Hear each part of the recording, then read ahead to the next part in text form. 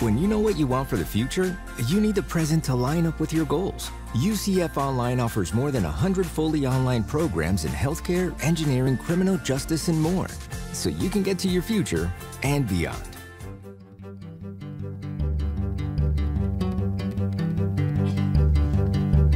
From the University of Central Florida's Center for Distributed Learning, I'm Kelvin Thompson. And I am Tom Cavanaugh. And you are listening to Topcast, the teaching online podcast. You put extra pauses in there. Is that to get people to lean into the microphone, or I'm sorry, to the headphones? I just thought it was maybe the Shatner version. Okay, you never know. Yeah, I read here. We'll go off on one of our crazy tangents. I read an interview one time with I think it was the editor of Rosemary's Baby, and I think it was Roman Polanski who directed that.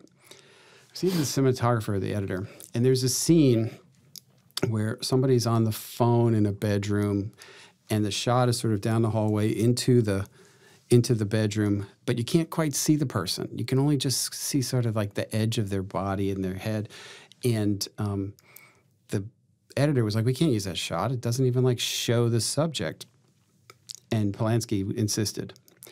And then he said when he went to the theater and watched it, everybody was leaning over to try to see into the room. Oh, that's funny. And he realized he knew exactly what he was doing. He was doing it on purpose to try to draw you in. And that's what I think you're doing with your pauses. People are leaning in and trying to say, what's he going to say next? That's right.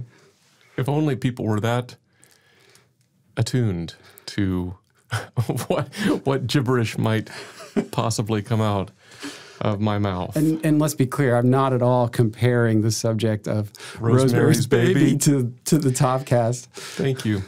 I don't know that I actually saw that movie, but here certain things are in the zeitgeist, right? And it's like, still, you say Rosemary's Baby and I get creeped out. Oh, me too. Yeah, I'm like, yeah. I don't know if I've ever seen that movie either. Nope, not watching it. Nope, not seeing it. Yeah. So. I think I've seen that shot just because of that thing I read. But film school. Yeah, film school. My film school showing. Yeah. But anyway, that is apropos of nothing. You know what is apropos of something? What's that? Coffee. Coffee goes with everything, including pauses in intros and completely non sequitur stories. So I'm still stuck back on. Wouldn't that be a good name for a podcast? Apropos of nothing. Non sequitur stories, both of which, okay, spinoffs. Yeah. Listeners, go ahead and write into us and tell us which of these you would like to hear us turn into a complete spinoff podcast. Instead of the Teaching Online podcast, it'll be the something else. Yeah, I guess. Sure. You want to know what this coffee is? I do. All right. Yeah. So this, Tom, as I'm drinking out of my SMU mug, is a coffee I picked up in Tejas when I was at the OLC Innovate 2022 conference. It's actually from a Houston roaster called Cat's Coffee. And this is, you undoubtedly But you were noticed, in Dallas. I was in Dallas, but it's from a Houston roaster, yes. Gotcha. Sorry, thank you. But SMU, yes, SMU, exactly. Dallas. Yeah. Did I tell you Veronica Diaz had to say hello? Oh. Hi, Veronica. Right, there you go. Yeah, I keep forgetting to tell you. She's living there too now. Huh? Dallas. All the finest people are. Yeah. But this coffee does not come from Dallas. It comes from Houston, from Cat's Coffee. And it's, you might have noticed, a flavored coffee. It's called Texas Chocolate Mudslide. Yeah, I did notice flavor. It's good. Yeah. I didn't, I'm not a big flavored person, but it was something nice. Family picked it up while we were there, but it's tasty. But I thought that because this Cat's Coffee place, they have this slogan, and it says, checking my notes here, good coffee is more than just taste. Good coffee is more than just taste. And they go on their website to talk about, of course, all the fair trade, and work with the farmers, and they donate like a percentage, every pound of coffee to some charitable foundations that are aligned with their company's mission. And then they go on and they kind of have this whole thing about their community that they've built within their employees, and they make sure you click on every person's picture so you find out about them, and they have this whole vibe, right? Mm-hmm. Good coffee is more than just taste. So I thought, there's something there connected to today's episode, I think. But what do you think? What do I think? So, I think you should go back to Texas there, buddy. So, as I usually say, well, I know what I'm drinking now. And I know what the subject is that we're talking about today. So good coffee is more than just taste. Mm-hmm. I don't know. That's all right. That's okay. I like that expression. Yeah, it's nice, right? Yeah, it's good. So, it's kind of broad. I just thought that it kind of cues up and connects into aspirational values and societal impact. It kind of brings that up. Even though we're talking about something as mundane as coffee, good coffee is more than just taste, and yet you can still have societal impact. And I thought, there's some vibe there, I think, with today's interview that we're going to feature. Okay. Yeah, I can see that. Yeah. So tell us, what are we going to happen today there, Tom? Well, we have an interview, and it's one that I conducted a couple of weeks ago. And would you like me to introduce our guest, or would you like to introduce our guest? Okay, I'll do that part. I guess that was like, hey, Kelvin, do your job. So you did interview Anya Kamenetz, and no doubt, I'm certain that many of our listeners would be familiar with Anya Kamenetz. She's currently an award-winning education correspondent at NPR, and she was previously a staff writer at Fast Company magazines, contributed pieces to many other prestigious publications. And Anya is the author of several books, notably, and discussed briefly in your conversation, DIY-U, EduPunks, Edupreneurs, and the Coming Transformation of Higher Education. Her most recent book, as we record this, is The Stolen Year, How COVID Changed Children's Lives and Where We Go Now, and it's currently available for pre-order. Is there anything you want to say about the interview and kind of the connection between the coffee bit and the interview now that you've heard aspirational values and societal impact? Yeah, definitely. Certainly societal impact. And that's kind of where we start the interview. With kind of a reflection on COVID and what COVID has sort of wrought through the education system. And we tend to be, very much focused on higher education. Mm-hmm. But I mean, Anya's reporting has covered also, the K-12 space very, heavily. And we sort of start there, but we don't stay there. We talk about a couple of other things. I've been acquainted with her for a while, and have had the opportunity to interact with her a few times. And I just find her really thoughtful, and her reporting seems to really understand the education space. And so I appreciated her perspective. Yeah. I agree with you. Whenever I've heard her before, I'm like, okay, here's somebody who kind of gets it. Yeah. Gets us. That's good. Well, through the technological marvel that is modern podcast time travel, here is your interview with Anya Kamenetz. So, Anya, thank you so much for being on Topcast. Oh, thanks for having me. So, a lot of areas we could go and talk about, specifically around your reporting work in education. But I thought I might start with the topic du jour, which is COVID and the impact of the pandemic on education.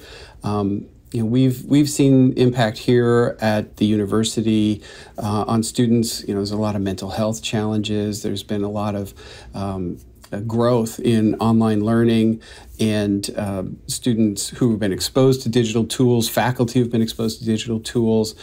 There are a lot of multivariable impacts that have been on students over the past 2 years. And I wonder if you could just maybe comment on what you've seen in your reporting, what you've observed in talking to students and to parents. Absolutely. And obviously, we've all been immersed in this for the last couple of years. I think from the higher education perspective, it might be interesting to think about this in terms of what a university education provides, which are things like a sense of meaning and purpose, discovery, and a sense of community.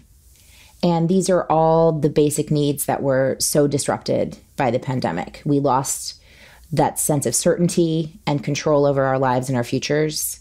We lost a sense of community that, campuses provide, that families try to provide. And so it's exactly, the reason I think it's useful to think about it that way is to say, first of all, we've never been in a better position to understand how mental health is not an individual stigma, but in fact, it's a public health issue that's affected by things in the environment. And that is a good thing in terms of how we talk about mental health and how we address it. I also think it's useful to frame it this way in terms of a loss of meaning, purpose, identity, planning, community, because those are the things that we're in a position, that university educators are in a position to supply and replenish as we move forward. Yeah, thank you. Specifically around kind of the focus of our podcast, which is digital learning, how do you think student expectations have changed around online and digital learning? And let me give you at least my own personal bias here to frame the question that I've been kind of railing against what I've called the great conflation of emergency remote instruction and intentionally designed high quality online, mostly asynchronous learning. And there have been a lot of people who have conflated those two things. And I think that that's still maybe out there, but you can't control other people's perceptions. So I wonder, given your vantage, what have you seen? What have you heard from students when it comes to their perceptions, opinions of online learning? Given the fact that maybe the first time they've ever even taken an online class was during this emergency remote instruction period. Sure. So obviously we share this bias and this interest as somebody who's been looking at the evolution of online learning and sort of predicting a huge transition for more than a decade. It's kind of a moment where you say, well, I didn't want it to happen this way. Right. The fact is that when you talk to the fact is that when you talk to students about their experiences with remote learning during the pandemic, you're going to hear a lot of negatives. And that is because it was an emergency situation. And these courses were not thoughtfully designed to be online, and for the most part, and students weren't prepared to be online students. Nor did they choose to be. They chose face-to-face and they got forced into online. They chose face-to-face and they got forced into online learning. That's exactly right. So, we heard a lot about disengagement. We heard a lot about, I just can't do remote. I'm not the type of person who can do remote. People kind of personalized it, catastrophized it. You did see those bright spots. I recall kind of talking to, so there were some, I don't know if you remember this, but there were some lawsuits early on where people were saying, my tuition's not worth what it was. And I don't want to pay this. And I talked to a law school professor at a pretty elite school, and she was like, I don't think these lawsuits are going to go anywhere because I hold my seminars online and they're fine. So there's certainly a level of, and this is part of the polarization of higher education, where the perception is not always immediate for people, especially not to stereotype elite institutions, but if you have folks who are used to kind of either lecturing or holding a small discussion section, and they just transfer that into the online space, and they have very motivated students with a lot of support at home who are very adept, they may not perceive much loss in the transition to online. Where students that, really need innovative teaching in order to succeed didn't always get that. Yeah, that's interesting. And I wonder if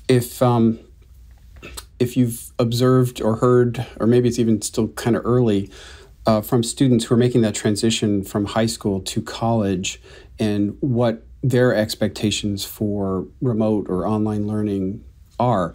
If all you know about online learning is your junior and senior year of high school being on Zoom, and then you come into a university and you're offered an online option, you might say, no way, but that may not be at all what is being offered. So do students have expectations that are informed by the pandemic as they're coming into a post-secondary context? Oh, I think they definitely will. And it's going to vary a lot by the student. There definitely are students who are thinking differently about the type of institution they want to apply to. Some are saying, we've seen a polarization. Again, obviously there's a drop off in overall applications. And then there are some institutions that are being, sort of winner take all. They're getting more applications, even as other institutions are dropping. And so part of that might be, well, I can go anywhere. Geography is not as much of an issue because I can always go remote. Or I can live at home. So the expectation that remote will be there and that, the barriers of time and space are going to be lowered for me is one set of expectations. And then you have almost the reverse set of expectations, which is students that missed out on 2 years of milestones and experiences may want that enhanced learning. And we have seen recently, my colleague at NPR, Alyssa Nadworny, has reported that there's an uptick in trade school applications where people are really seeking that hands-on learning, which is sort of precisely what you can't get online. Yeah, that's interesting. You mentioned students who have those supports at home. And one of the things that sort of came into high relief during the pandemic is the digital divide. It seemed to be more exacerbated in the K-12 space than in the higher ed space, but certainly it was evident here in the higher ed space. And I wonder if we will see improvements because of the light that's been shown on the digital divide through the COVID experience, and if there are maybe net benefits to come out of this, such as like a democratization of learning that becomes more accessible to students, provided that they've got the bandwidth and maybe the supports at home. But that's a big topic we could probably spend a lot of time talking about, but I wonder if you could just sort of touch on that digital divide question. So on a baseline, there was a huge growth in families with kids in school getting laptops, getting connectivity, and the school seeing itself as the conduit to supply them. And so as the American Rescue Plan funds continue to flow, they're reporting that there's significant money continuing to be spent on laptops and connectivity. So schools don't just see this as a one-time necessity to provide, but they're saying, oh, this is now part of our duty to provide. And it's part of the basic learning tools. And coming along with that is an uptick in the use of online learning, software-based learning, practice, and those types of things. So I think just as a default, yes, we've accelerated the transition to having technology supplemented K-12. That's whether or not that ends up being a net benefit for learning, you and I both know, I know it's not a done deal, right? It's going to depend on how these things are applied. And I think that, there's kind of controversial things in the works, such as, in order to remediate the learning that was missed, one of the recommended actions is to have supplemental tutoring, but there's a huge crunch in personnel in schools. And so some schools are spending that money for AI-based tutoring programs. And those are not, those vary in quality and they vary in application. And there are some families who are like, are you kidding me? My kid didn't learn to read in online kindergarten, and now you're giving them online first grade to try to learn. So, again, I think the gap that we're seeing is in the, not just innovation, but actually quality control and actually evaluating outcomes and seeing what really does work and understanding, of course, it's not a one size fits all. Yeah, and if anything we've learned over the past 25 years of ed tech, or maybe longer, it's that just throwing technology at something doesn't solve a problem. There's process, and it's interesting you're talking about pedagogy in the context of digital divide, because it just sort of reinforces that truth that we've all learned.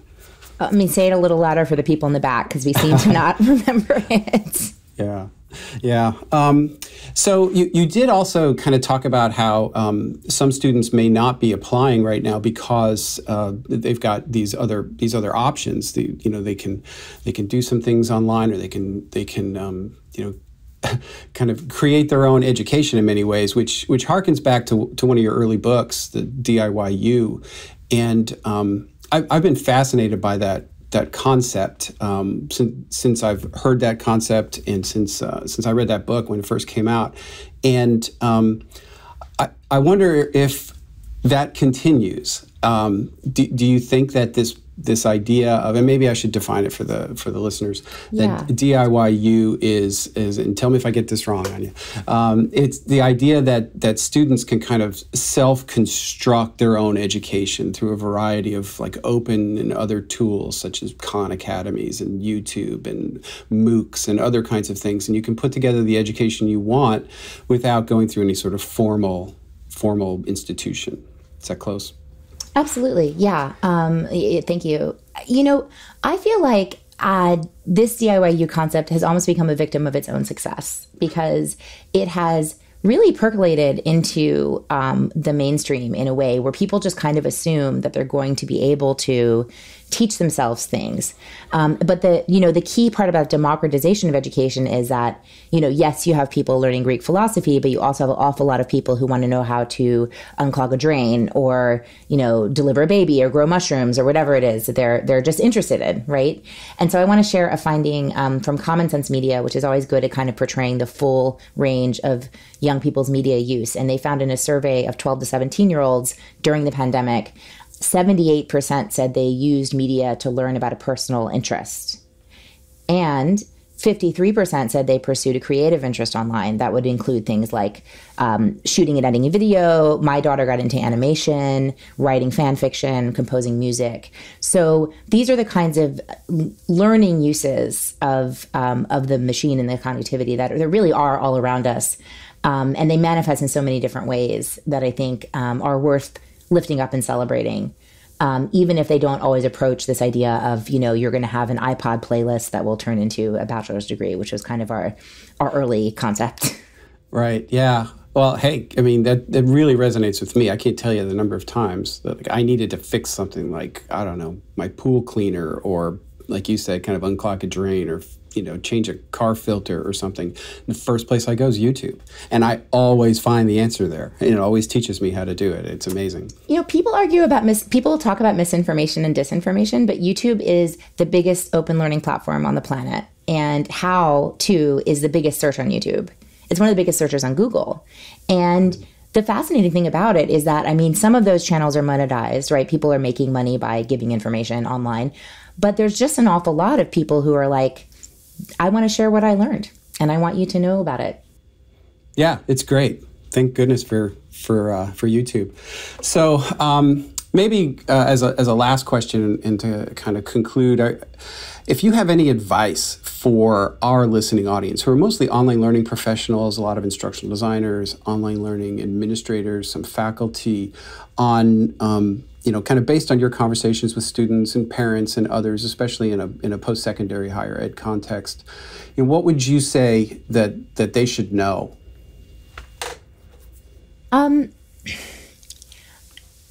Everybody's been through one of the most challenging parts of their lives. The lucky thing about being an educator is that you are a meaning maker and you are tasked with helping other people, especially young people, decide what their future is going to be. And we are at a uniquely challenging moment in history. And I think as instructional designers, you have this skill to take ideas and information and turn them into knowledge. And I just want to say that it's a really great time to be doing that. And I hope that everybody who's listening gets the rest that they need to recharge and reframe this work, because it's really, really important. Yeah, thank you. That we have heard that loud and clear from our own team here as well as from others across the country. So that's great advice. So Anya, thank you so much for taking the time to talk with us on Topcast. Thanks for reaching out. It was fun.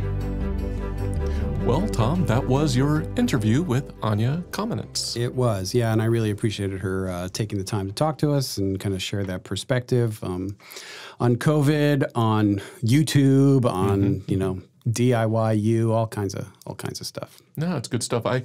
I've listened to it a couple times, and I listened to it again today before we zoomed in here, and I was kind of loading up everything, what I'm going to listen for, and I was struck with the bookended big picture kind of stuff. When you started the conversation, she started with like big ideas, and when you said, hey, any advice? And it was, again, big ideas, and I really appreciate somebody who can hold on to some big ideas and make them real. You know? Yeah, well, when you're a national education reporter, I think you kind of have to look at the bigger picture sometimes, which she does. But she's also not afraid to lean into individual stories too, which she also does. Yep.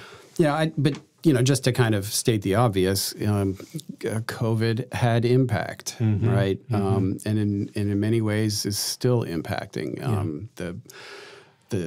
In some places, it's not over, right? And everybody is sort of dealing with it in different ways, and it's been tough on the educational system as a whole, from K through 20, whatever.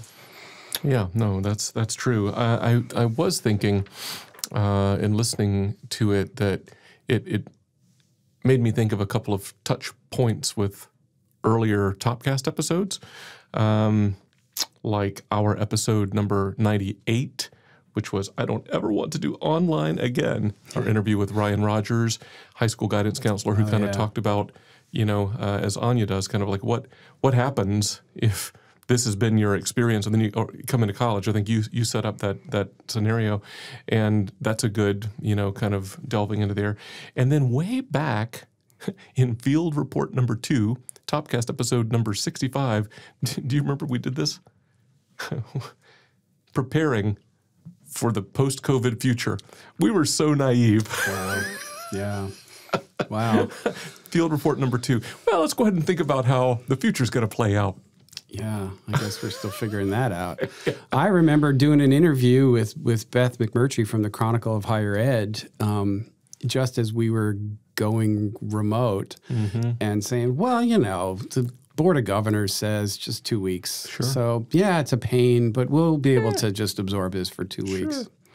Yeah. Well, I think to your point, right, I think that, and we touched on this back in that episode 65, as I skimmed through the transcript earlier today, we touched on it, that there's, as you just alluded to, there's potential long-term ripple effects, right? I mean, even beyond the immediate, whenever like COVID clears out of your particular area or where it's very low transmissibility or whatever, the human experience and we talked about this many times before, of like, you don't know what the lasting impact is really going to be, long term. But I think it's probably good to check in periodically and go, okay, or how are we making sense of all of this? Yeah, and Anya and I touched on that a little bit when we talked about the kind of the spike in mental health services that have been required by students across the spectrum. I thought that was good. That's been a growing need anyway. That was only, I think, accelerated and exacerbated by COVID, between anxiety about your health to isolation, all of the things that got wrapped up into the COVID gumbo, for lack of a better metaphor. Man, that's visual. Yeah, that it just really impacted a lot of people, and I think that we would be remiss not to recognize that and try to put the proper services in place to address it. Well, I mean, I really appreciate her framing as mental health as public health, she said, and then that's exacerbated by things in the environment, which also makes me think of there's this T for Teaching podcast episode I tell everybody about. It's I think the title is Workplace Burnout, and they bring in one of their deans who's a psychologist who summarizes the workplace burnout literature, spearheaded by a researcher named Maslach, who's now retired. And just fascinating because it's framed as a workplace phenomenon. It's not just like your problem or your problem. It's all of our problem, right? So similar kind of a concept. Yeah. Another area we touched on was digital divide, which I think was greater in the K-12 space than higher ed, but still present. And then I want to make sure we touch on this. It gets a little away from COVID, but this idea of DIYU. That was when I first was introduced to her work. I remember when the book came out. Yeah.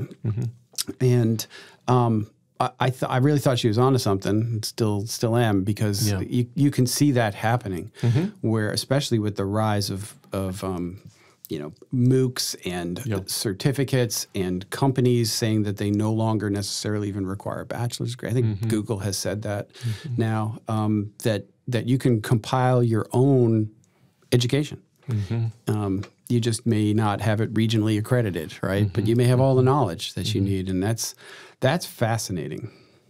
Yeah, I mean, you tie that together with phrases that are wafted about a lot lately, like skills gap and micro-credential or micro-learning. Yep. And it's potentially a thing. But I was struck by, you two both spoke about the YouTube video to know where to turn the screw and what to connect or whatever.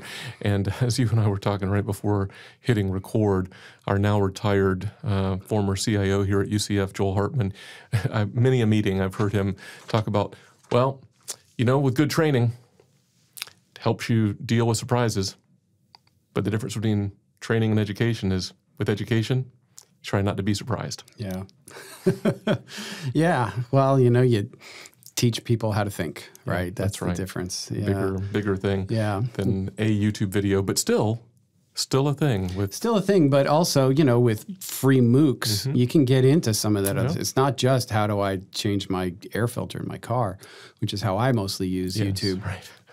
but for really, deeper subjects that require more of that kind of analysis and critical, higher up on Bloom's taxonomy. Yeah. I think it's a thing, and and I was at the UPSEA conference recently, and there was a lot of talk about the 60-year curriculum, and it's not 4 years, get a bachelor's degree, and you're done. Right, it's like a continuous, lifelong learning where you go in and out of education, different kinds, formal and informal, to keep yourself relevant, to change careers, to advance, whatever it is. It's a real thing. No, that's good, and I really liked. Anya sort of started here and ended here. You asked her about advice, and she said, because I like this quote so much, I'm just going to throw it in. She said, "You are a meaning maker." Speaking to members of our audience, you, dear listener, are a meaning maker, and you are tasked with helping other people decide what their future is going to be. I love that. Yeah, I do too. And I think she's absolutely right. I've heard other people say that where education, or no, I should say information is available. The sum total of human knowledge is in my phone right now, right? That's pretty remarkable. Yeah. So if that's available, if information is available to everybody, what value does does a faculty member bring? Well, they bring a curation and a meaning making, to the information that's available. What's important? Why is it important? What's connected to what? It's that expertise. And that's kind of, I think, what Anya's getting at there and being a meaning maker. Yeah, I love it. Well, you want to try to wrap this puppy up? Sure. So I think we would all agree that the long-term impacts of the COVID-19 disruption to higher ed are definitely still being assessed. Continuing to check in from a high-level perspective is important to make sense of what has occurred and to ensure that we are moving toward our intended future. What do we want the future to be? So can I squeeze in a plug? Sure. Squeeze away. So folks, listening audience, if you like Topcast, tell a colleague and invite them to watch or listen, because you can watch or listen. And subscribe. Smash that like button. Isn't that what they say? Smash that like button. Via sounds painful. A podcasting app. We're on all the podcasting apps. Yeah, pretty much. Newsletter, YouTube, or on our website, where you can get all of the awesome show notes and links. And if you want to buy this coffee and all of that other stuff, it's at topcast.online.ucf.edu. We don't get any coffee kickbacks or anything. It's just a listener service. And here's a secret thing. We're going to go tell everybody now.